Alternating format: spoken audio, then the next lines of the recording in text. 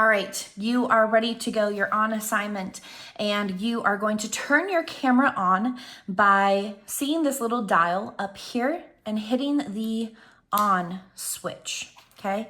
That is going to let your screen kind of light up right here.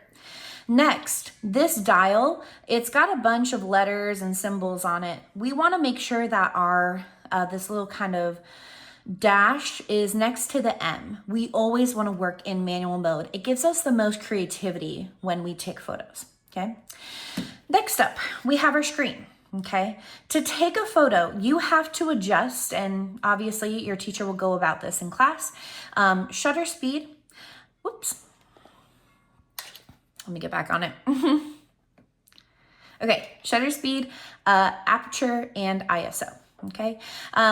The big thing with these three is that the way you can tell if your photo is not very well exposed is by this range right here.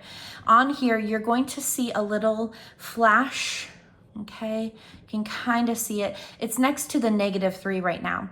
That means that your photo is really underexposed, okay? So you will have to adjust these three settings to make it an well-exposed photo. Well, how the heck do we do that? Okay, first, take the lens cap off your camera. If you keep that on, you're gonna have a pretty low exposed photo no matter what, okay?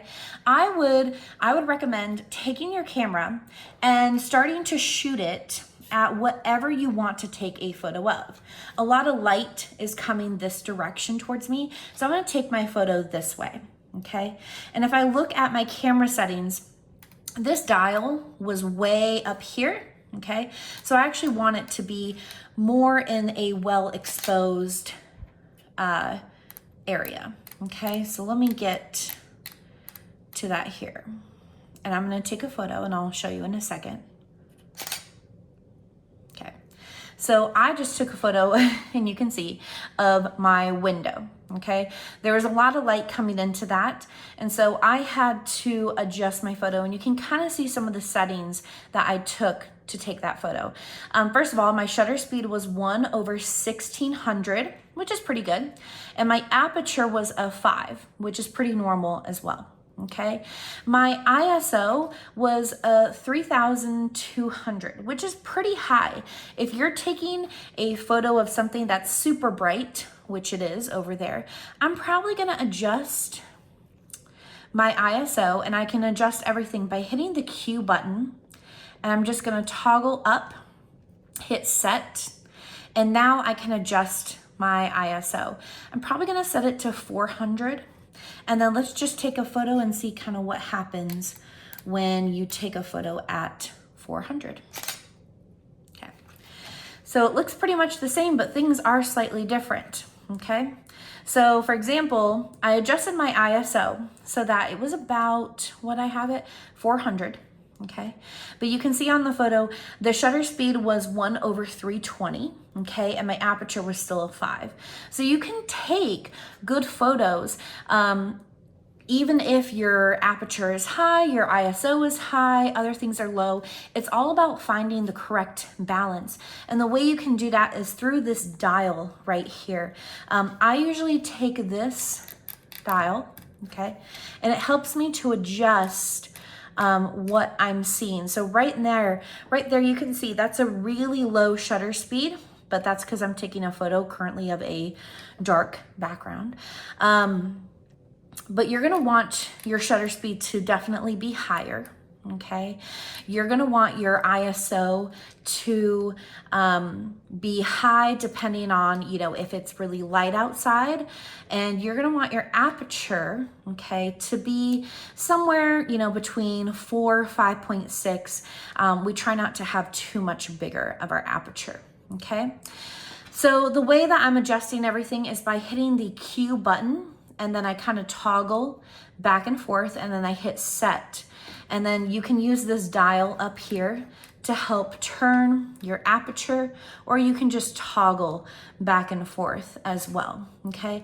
And I hit the Q button, or sometimes I'll hit the shutter release button to kind of get back to where I need to be.